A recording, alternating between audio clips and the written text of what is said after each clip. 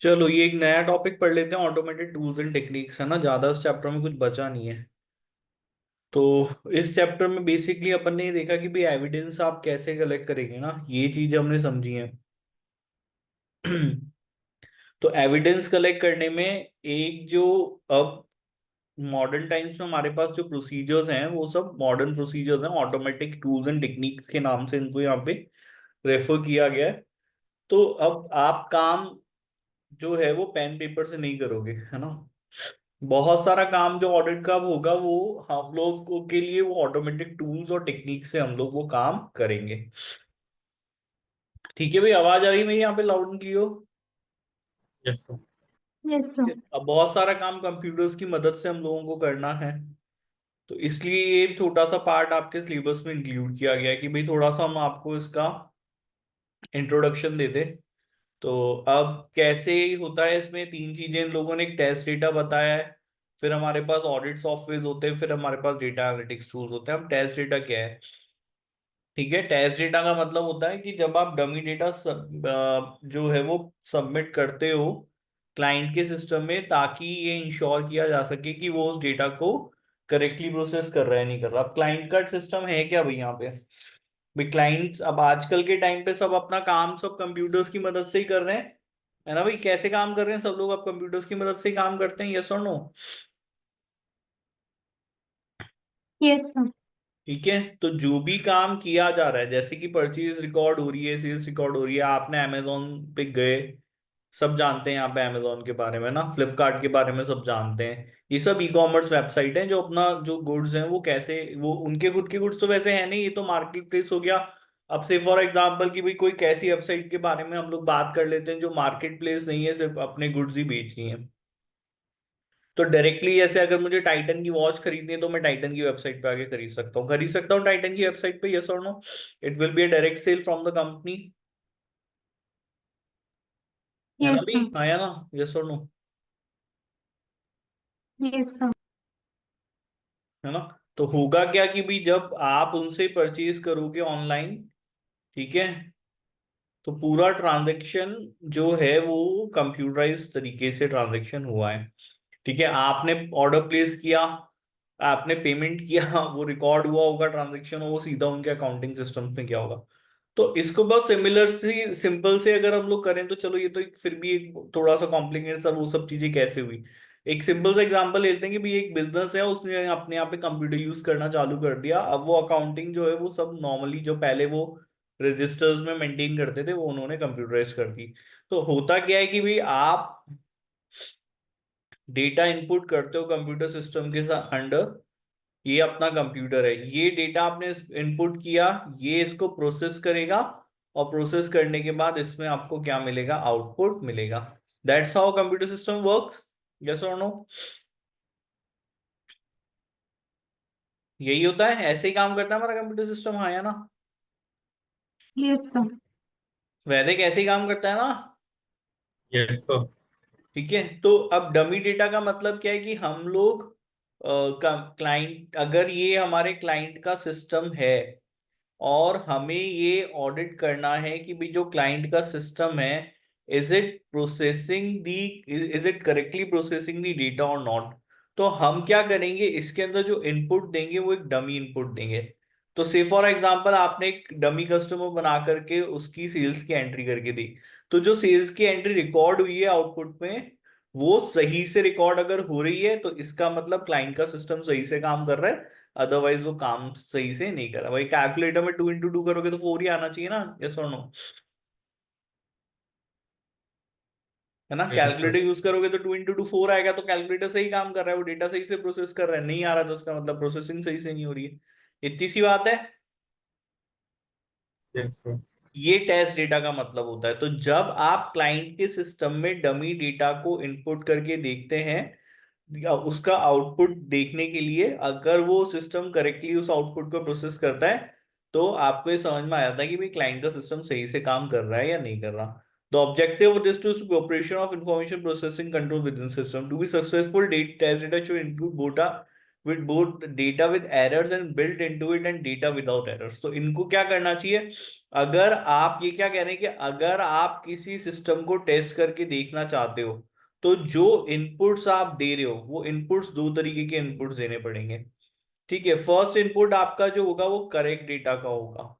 तो correct data का input जैसे ही आप इसको दोगे ये फटाफट से इसको प्रोसेस कर लेगा और आउटपुट की तरह इसको क्या कर लेगा, रिकॉर्ड कर लेगा।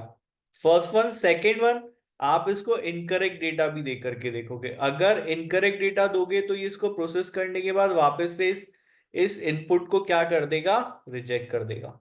ठीक है, तो इस तरीके से हमको सिस्टम को टेस्ट करके देखना चाहिए। हमें उसे करेक्ट डेटा भी देना चाहिए, हमें उसको इनकरेक्ट डेटा भी देना चाहिए। ठीक है, कभी एक्सेल यूज किया है आपने, एक्सेल यूज करते हो, यस और नो? Yes, sir. तो जब आप एक्सेल यूज करोगे तो एक्सेल में कई बार हम लोग फिल्टर्स बना सकते हैं कि भाई ये सेल है ना, पर्टिकुलरली इस सेल के अंदर जो इंफॉर्मेशन होगी, से फॉर एग्जांपल वो डेट होनी चाहिए।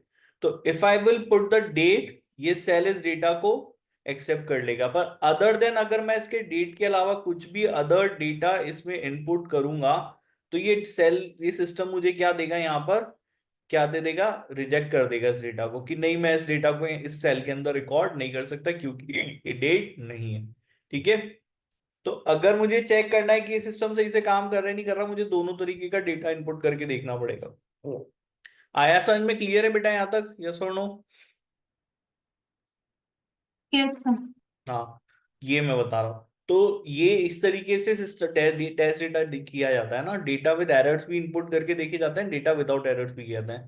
ठीक है, examples of error include codes that does not exist, customer, supplier, employ. अब कोई सिस्टम है जो इसमें आप इंफॉर्मेशन पुट इन करते हो। तो अब मान लीजिए कि से फॉर एग्जांपल एक सिस्टम बना हुआ है, अगर मुझे सेल्स रिकॉर्ड करनी है तो सेल्स किसको करिए, आपने उसको एक कोड हम लोग जनरेट कर देते हैं, A B C, तीन हमारे कस्टमर है। तो डी तो कोई कस्टमर ही नहीं है, तो अगर मैं सिस्टम को डी की सेल रिकॉर्ड करने के लिए दूंगा तो क्या वो डी की सेल रिकॉर्ड करना चाहिए या उसको रिजेक्ट कर देना, डी डी की सेल करना चाहिए नहीं करना चाहिए, जल्दी बताओ।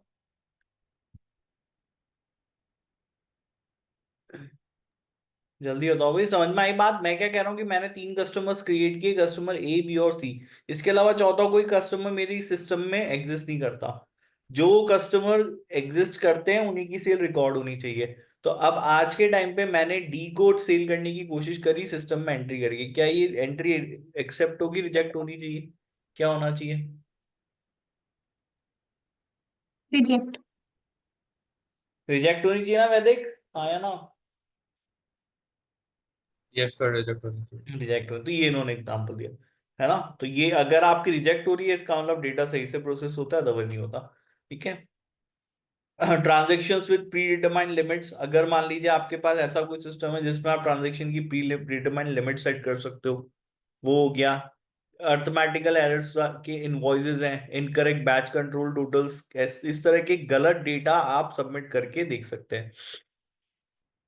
अब data may be processed during a normal operational cycle or during a special run at a point in time outside the normal operational cycle। ठीक है, बोथ हैव एडवांटेज। अब ये टेस्ट डेटा जो टेक्निक है वो दो अलग अलग टाइम पे यूज करी जा सकती है। कब कब यूज करी जा सकती है? एक लाइव यूज करी जा सकती है, एक डेड यूज करी जा सकती है। लाइव का मतलब होता है जब ऑपरेशंस चल रहे हैं, है ना। डेड का मतलब तब होता है जब आप ऑपरेशनल हार्स के बाद, आउटसाइड ऑपरेशनल हार्स के बाद में जो है वो डेटा टेस्ट करके देंगे। दोनों के अपने फायदे और नुकसान हैं। ठीक है, अब ऑफिस टाइमिंग क्या होता है, सुबह 10:30 से लेकर के जनरली मोस्टली ऑफिस का टाइम 6 PM तक का रहता है ना, यस और नो? 10:30 Yes, AM लेकर के 6 PM तक का टाइम रहता है। तो ऑडिटर कह रहा है ठीक है, इस टाइम पे कस्टमर्स आते हैं, सब चीजें होती है, हम इसी टाइम पे आएंगे और इस टाइम पे सिस्टम के अंदर हम लोग टेस्ट डेटा जो है वो यहाँ पे फीड करके देखेंगे, है ना। ये हो गया जब आपने लाइव किया, इसको लाइव इन्होंने बोला लाइव टेस्ट डेटा ये। और अगर मैं बोलूं कि ये काम करते हैं 6 बजे बाद, जब सब चले जाएंगे, जब सिस्टम्स खाली होंगे, जब कस्टमर नहीं होंगे, उस वाले टाइम पे, जो कि नॉन ऑपरेशनल आवर्स, अब इस टाइम पे ऑपरेशंस खत्म हो चुका है, एम्प्लॉयज अपना काम नहीं करेंगे, ऑडिट के लिए हमारे पास एक्सक्लूसिवली वो सिस्टम्स अवेलेबल रहेंगे। तो इस टाइम पे जब आप करोगे तो उसको हम लोग टेस्ट डेटा कहते हैं। क्लियर है, समझ में आ गया यहाँ पे, यस और नो? Yes sir. ठीक है, वैदिक समझ में आया लाइव टेस्ट डेटा और डेड टेस्ट डेटा का मतलब? Yes, sir. ठीक है, अब फायदे नुकसान भी इन्होंने बताया, क्योंकि इन्होंने देखा भी लाइव टेस्ट डेटा के फायदे हैं, लेकिन इसके साथ एक दिक्कत है, क्योंकि अब कस्टमर्स खड़े हुए हैं और ऑडिटर उस टाइम पे, मतलब कस्टमर्स आए हुए हैं, सब चीजें चल रही है, बिजनेस में लोग अपना काम कर रहे हैं, और उस टाइम पे आप आकर के टेस्ट करोगे, तो इससे जो है वो इंटरफेरेंस क्रिएट होगा सिस्टम का। कई बार इस वजह से जो कंपनी के पास जो उसका स्टैंडिंग या मास्टर फाइल्स होती हैं, वो खराब हो सकती हैं। ठीक है, dead testing avoids the issue but only gives the assurance that the system works when non operating। अब डेड टेस्ट के फायदे हैं, लेकिन इससे आपको अश्योरेंस उस सिस्टम के काम करने का तभी मिला है जब वो लाइव ऑपरेट नहीं कर रहा था। मतलब आपने तो सिस्टम को बाद में यूज किया है ना, लाइव जब ऑफिस आवर्स रहते हैं, लोग अपना काम कर रहे थे, उस टाइम पे आपने उसको यूज नहीं किया। तो अब आपको ये तो पता है कि ये बाद में अच्छे से काम कर रहा था, लेकिन ये ऑपरेशंस आवर्स में भी उतने अच्छे से काम करता है या नहीं करता, ये आपको नहीं पता। दिस में not be reflective of the strains on the system, क्योंकि क्या होता है कि अभी तो सिस्टम खाली है ना, उसके ऊपर किसी तरीके का कोई दबाव नहीं। आपने देखा है ना भाई, हम लोग कंप्यूटर यूज करते हैं, आप लोग अपना 12th बोर्ड के टाइम पे रिजल्ट देख रहे होगे, तो रिजल्ट में जब एकदम से सब देखने लगते हैं तो सिस्टम आपको अपना रिजल्ट नहीं दिखता, वो काम करना बंद कर देता है। ये सब होती है प्रॉब्लम जब लाइव वो चीजें काम करती हैं इस तरीके से। होता है नहीं यस होता, सर। हाँ या ना? हम क्या, हमारे लिए एक वर्ड हमको जो है क्या, सर्वर में दिक्कत आ रही है, सर्वर में दिक्कत, इसका मतलब वो उस टाइम पे जब लाइव काम कर रहा था तब शायद वो अच्छे से काम नहीं कर पाया। अगर आप उसको टेस्ट करते तो शायद वो कुछ प्रोसेसिंग एरर्स देता, लेकिन अभी आप काम कर रहे हो क्योंकि वो उस पे, उसके सर्वर पे कोई बर्डन ही नहीं है, किसी भी तरीके का दूसरा कोई उसका यूज नहीं लिया सकता, हो सकता है वो सही काम कर रहा हो। आया समझ में? क्लियर है बेटा यहाँ तक? Yes sir. Yes, sir.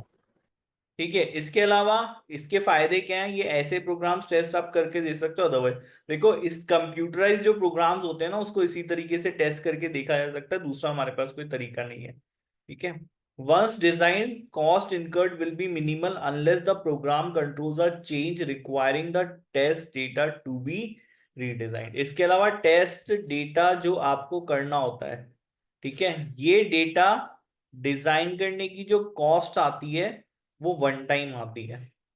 ठीक है, बार बार आपको ये डेटा क्रिएट करने की जरूरत नहीं होती, एक बार आपने डेटा क्रिएट कर लिया, इसकी कॉस्ट आ गई, आप इस डेटा को बार बार यूज में ले सकते हैं। ठीक है, तो वापस से कॉस्ट तब आएगी जब इस डेटा के अंदर हम लोग क्या करेंगे, किसी भी तरह के कोई अमेंडमेंट लेकर के आएंगे। अमेंडमेंट मतलब किसी तरह का कोई चेंज लेकर के आएंगे, तो कॉस्ट आपकी तब इनकर्ड होगी। तो एक बार ये डेटा क्रिएट हो जाता है तो उसी टाइम पे इसकी कॉस्ट आती है, इसको बार बार क्रिएट करने की जरूरत नहीं पड़ती। ये इसके फायदे हैं।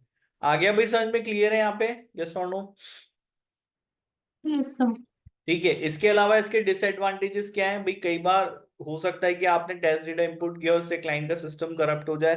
ठीक है, require time to be spend on the client system is used in a live environment which not be convenient for the client. वो तो खैर ऊपर भी बात हमने बताई कि भाई अगर आप इसको लाइव टेस्ट डेटा करोगे तो कई बार आपको इसको लाइव लाइव एनवायरनमेंट में ही करना पड़ता है, तो क्लाइंट के लिए वो कन्वीनियंट नहीं होता, क्लाइंट के लिए शायद अच्छा नहीं हो।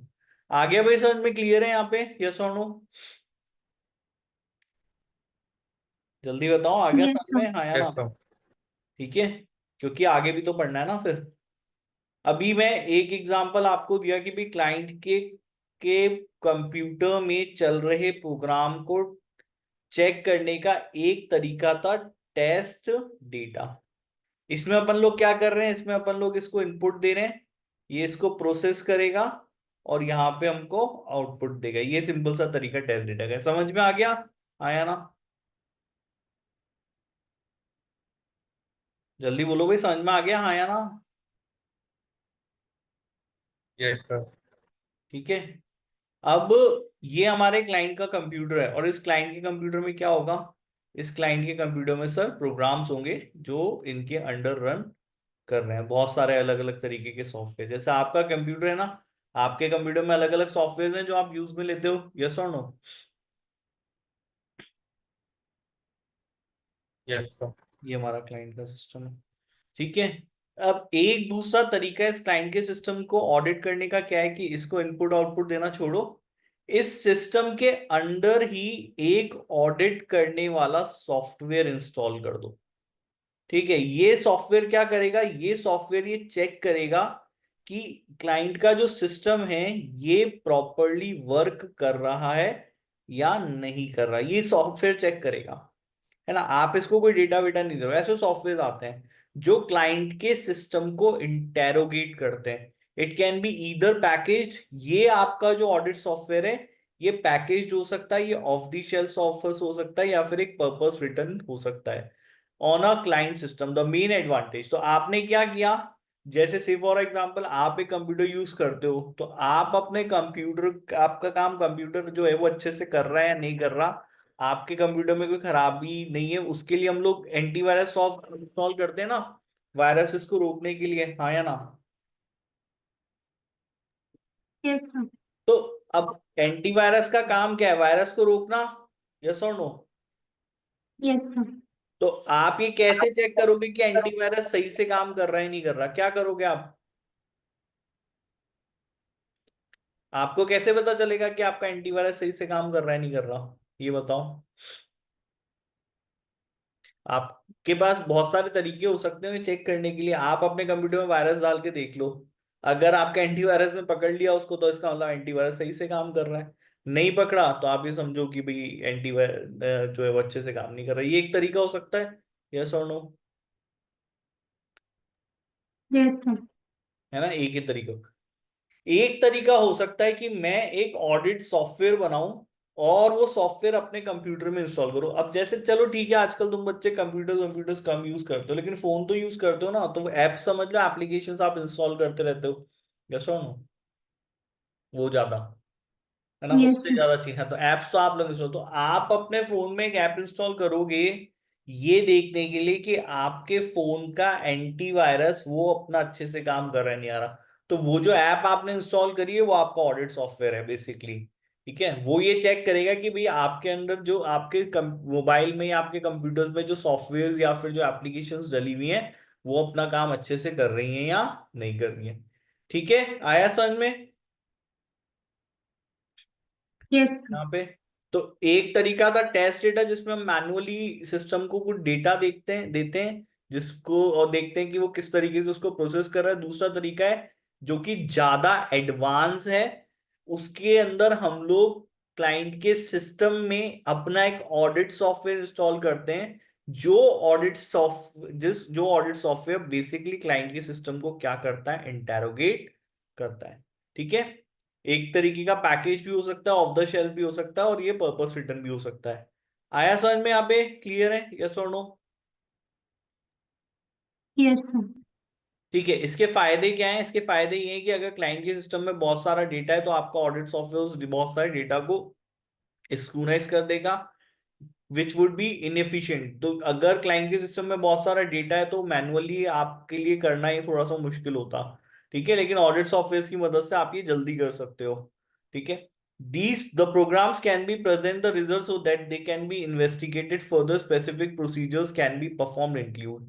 ठीक है, अब आप ऑडिट सॉफ्टवेयर इंस्टॉल करके क्या क्या काम कर सकते हैं ये इन्होंने बताया। This program the program can then present the result so that they can be investigated further. तो ये प्रोग्राम्स आपको अपना कुछ रिजल्ट दे सकते हैं जिसको आप फर्दर इन्वेस्टिगेट कर सकते हैं। आगे भी समझ में क्लियर है, आगे बढ़े इसको, हाँ या ना। Yes, sir. सिमरन एंड वैदिक, जल्दी sir. बताओ भाई, वैदिक आवाज आ रही है। Yes, sir. आ रही है। ठीक है, अब क्या क्या प्रोसीजर्स परफॉर्म किए जाते हैं, कर सकते हैं ऑडिट ऑडिट सॉफ्टवेयर से हम लोग सैंपल्स सेलेक्ट करने का काम कर सकते हैं, क्योंकि देखो अब अकाउंटिंग जो है वो अकाउंटिंग कहाँ हो रही है, अकाउंटिंग अगर कंप्यूटराइज्ड है तो सारा डेटा भी तो कंप्यूटराइज्ड ही हो गया, सारी एंट्रीज कंप्यूटराइज्ड एंट्रीज हो गई, यस और नो।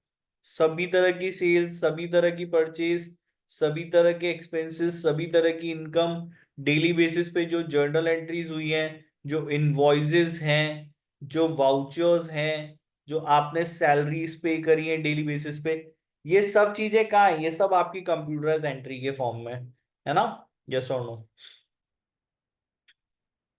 ऐसा ही है, हाँ या ना? अब मुझे सेल्स आपकी ऑडिट करनी है, तो अगर ये कंप्यूटराइज फॉर्म में है और पूरे एक साल में 10,000 एंट्री सेल की हुई हुई है, तो मैं मैन्युअली इस चीज को कैसे करूंगा? सारी सेल्स की एंट्री का रिकॉर्ड मेरे को चाहिए, प्रिंट आउट निकालना पड़ेगा, फिर उसमें से हम लोग रैंडम सिलेक्शन करेंगे, फिर उन रैंडम सिलेक्शंस को फिर हम ऑडिट करेंगे। ऐसे ही करना पड़ेगा अगर इस काम को मैन्युअली करूंगा। बहुत टाइम कंज्यूमिंग है ये। यस और नो? हाँ या ना?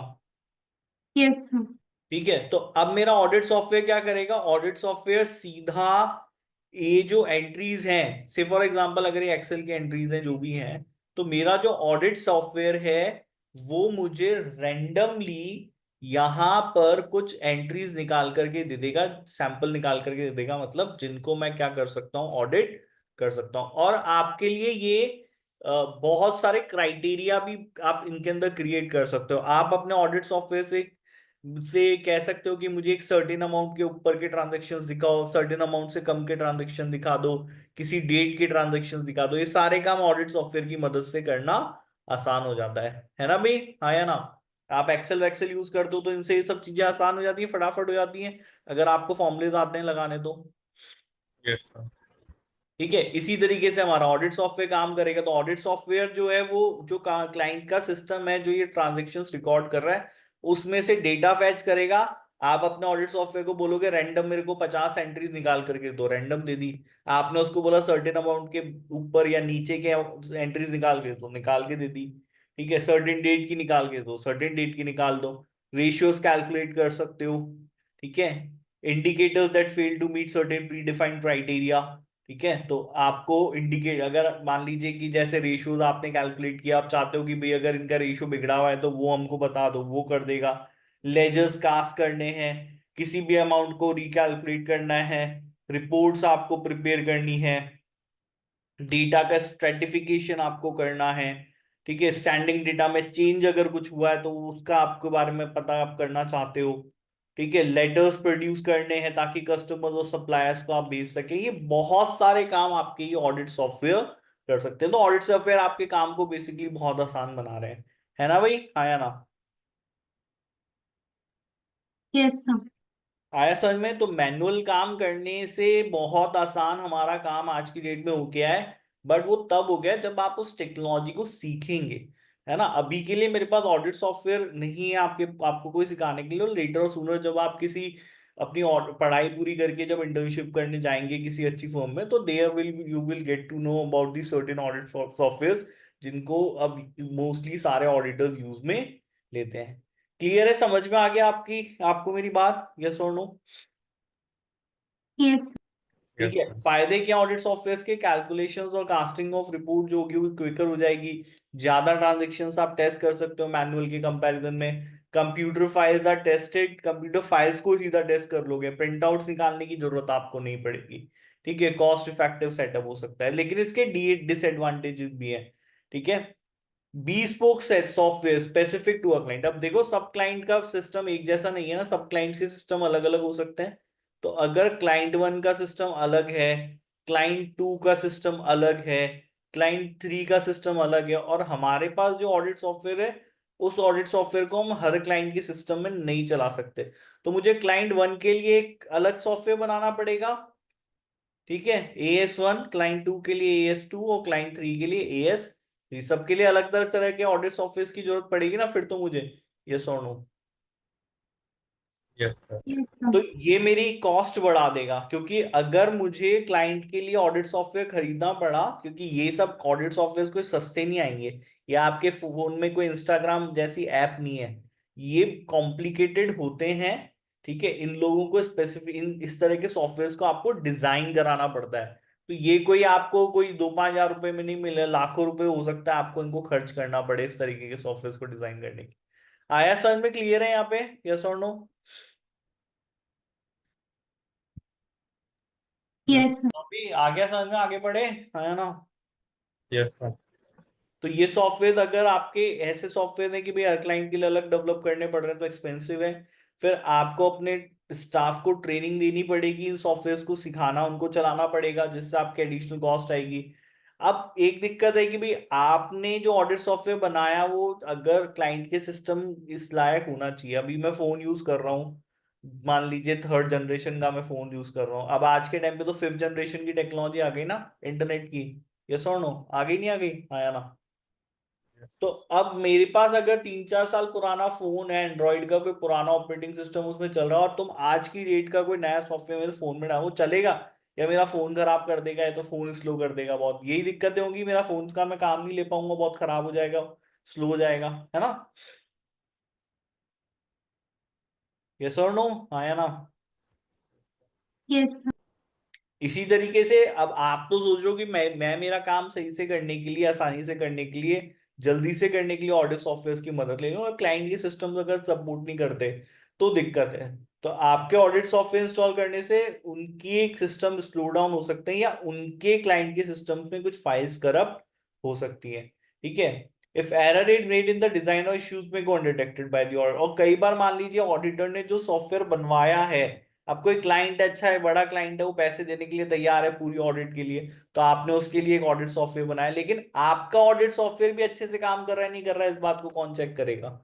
आपने तो ऑडिट करने के लिए सॉफ्टवेयर बनाया, अब आपका सॉफ्टवेयर भी तो अच्छे से काम करना चाहिए, हाँ या ना? यस और नो? तो अगर हमारे ऑडिट सॉफ्टवेयर के ही डिजाइन में किसी तरह की कोई कमी है, कोई एरर है, तो वो एरर हो सकता है वो ऑडिटर को भी पता नहीं रहे, वो इश्यूज अनडिटेक्टेड रह जाए। आ गया समझ में? क्लियर है बेटा यहाँ पे? यस और नो? yes sir, ये हमारे ऑडिट सॉफ्टवेयर हो गए। नेक्स्ट अपन लोगों को इन्होंने कुछ कंप्यूटर, मतलब computer assisted audit technique, CAT, computer assisted audit techniques, मतलब ऑडिट करने की कोई टेक्निक है जिसमें आप मदद लेंगे किसकी? कंप्यूटर्स की। ठीक है? एक ऐसी टेक्निक जिसमें आपने कंप्यूटर्स की मदद ली हो, उसको हम लोग कंप्यूटर असिस्टेड ऑडिट टेक्निक कहते हैं। क्लियर है भाई? समझ में आ गया यहाँ पे, आया ना? ये ऑडिट सॉफ्टवेयर नहीं होते, ये सिर्फ ऑडिट करने में मदद लिए जाने वाली कुछ टेक्निक्स होती हैं। जैसे एक्सेल ऑडिट के लिए नहीं है ना सॉफ्टवेयर, आया ना? ऑडिट के लिए सॉफ्टवेयर है क्या एक्सेल? एक्सेल चलाया no आप sir, लोगों ने, सबने यूज किया होगा Excel. yes sir, yes sir, लेकिन मैं क्या एक्सेल की मदद यहां पे ऑडिट करने में ले सकता हूं?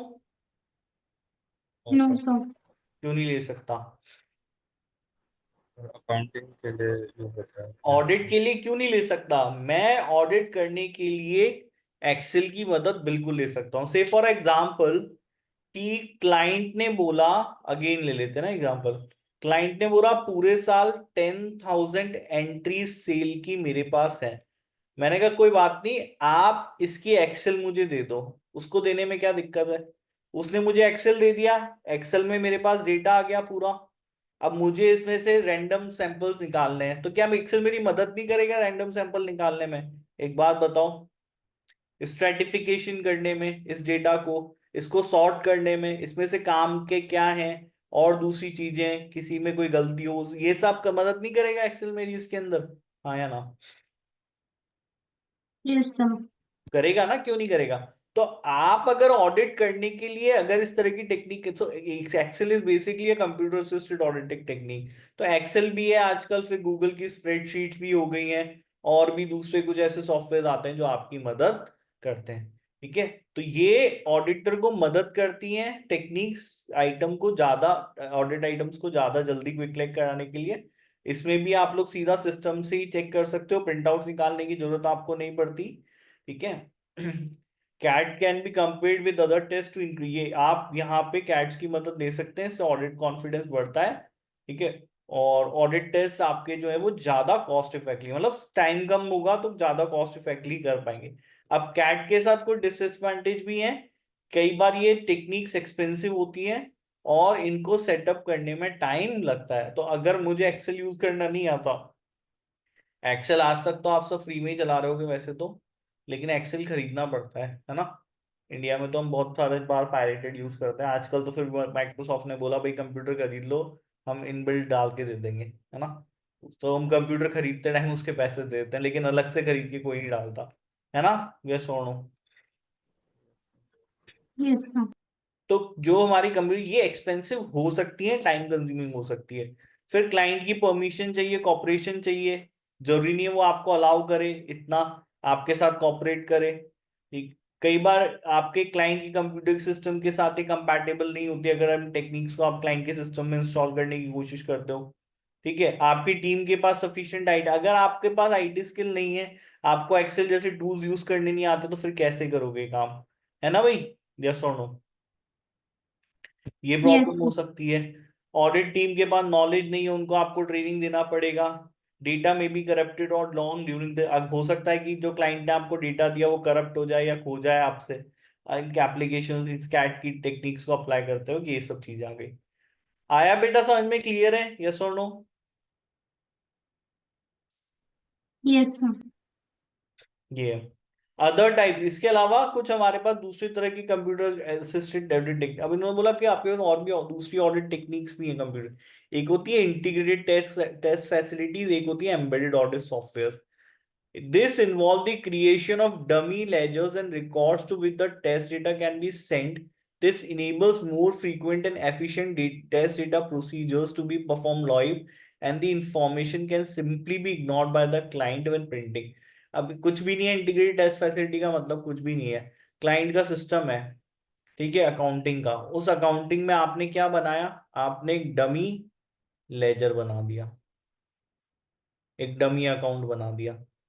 ठीक है, इस डमी अकाउंट से आपने सारे टेस्ट डेटा करके देख लिए, है ना? इसको इंटीग्रेटेड टेस्ट फैसिलिटी बोल दिया। मतलब क्लाइंट का ही सिस्टम चल रहा था, उस सिस्टम में चलते चलते, जैसे अगर मान लीजिए A is a genuine client, B is a genuine client, C is a genuine client, D is the dummy client, है ना? अब मैं जो भी टेस्ट करके देखना चाहता हूँ वो डी के साथ टेस्ट करके देख सकता हूँ। क्लाइंट को पता है कि डी तो डमी क्लाइंट है, पता ही नहीं पता यहाँ पे? यस और नो? yes sir, उसको पता है। तो हमने रिकॉर्ड डी के थ्रू सारे हमने टेस्ट करके देखे हैं। तो क्लाइंट जब एक्चुअली में अपनी परफॉर्मेंस देखना चाहता है, तो वो डी को इग्नोर करके ए बी और सी तक अपनी परफॉर्मेंस देख सकता है, क्योंकि उसको भी पता है कि डी जो है वो डमी रिकॉर्ड है। ये इन्होंने बताया। इस तरीके से जब आप टेस्ट डेटा करते हो, तो इसको हम लोग जो है वो इंटीग्रेटेड टेस्ट फैसिलिटी बोलते हैं। आ गया भाई समझ में? क्लियर है यहाँ पे? यस और no? yes sir, embedded audit audit software क्या होते हैं? ठीक है, अब ये थोड़े से और कॉम्प्लिकेटेड हैं, और ज्यादातर बड़े बिजनेस क्लाइंट्स के साथ चाहिए होते हैं, जिनकी हमको पूरे साल ऑडिट करनी पड़ती है। ठीक है, तो होता क्या है कि भाई पैरेलली ये क्लाइंट का सिस्टम है, क्लाइंट के सिस्टम में क्लाइंट का सिस्टम जो है वो अपना काम कर रहा है, और पैरेलल हम एक ऑडिट सॉफ्टवेयर कर देंगे इंस्टॉल। तो क्लाइंट का सिस्टम जैसे पूरे साल रिकॉर्डिंग करेगा, वैसे ऑडिट सॉफ्टवेयर हमारा पूरे साल ऑडिट करेगा। ठीक है, ये आपने ऑडिट सिस्टम को क्या किया? क्लाइंट के सिस्टम के साथ में एम्बेड कर दिया, जोड़ दिया। इसको एम्बेड कहते हैं। ठीक है भाई, समझ में आ गया यहाँ पे? यस और नो? जल्दी बताओ भाई, आया ना? yes sir, वैदिक समझ में आया? यस और no? Yes, sir. This required generally, इस तरीके के ऑडिट सॉफ्टवेयर पर्पस रिटर्न होते हैं, मतलब स्पेसिफिकली क्लाइंट के हिसाब से डेवलप करे जाते हैं। This program will be designed to perform certain tasks similar to audit software, with the advantage that it can be turned on and off at the auditor's wish throughout the auditing year। तो वैसे पूरे साल इसके account system में install रहता है ये, और क्लाइंट के सिस्टम के साथ जुड़ा हुआ रहता है। अब आपका मन पड़े पूरे साल में, तब इसको चालू कर सकते हो, तब इसको बंद कर सकते हो।